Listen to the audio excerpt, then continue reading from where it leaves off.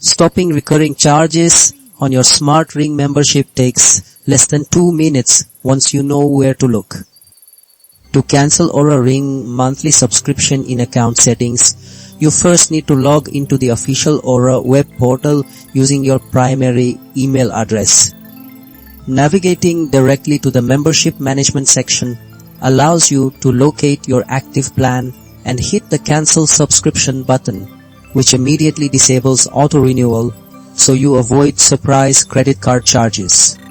If you signed up through your smartphone instead, open your mobile device settings menu, tap on your Profile Subscriptions tab, locate Oura, and confirm termination from there.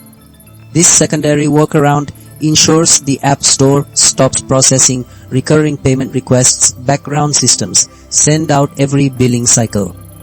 Another effective option involves accessing the Oura Mobile App settings panel directly under account details, tapping Manage Membership, and choosing to stop the service.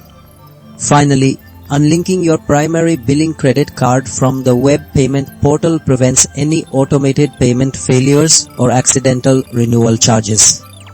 Following these exact steps guarantees your membership ends cleanly today, while leaving your tracked fitness and health data completely safe and intact for future use.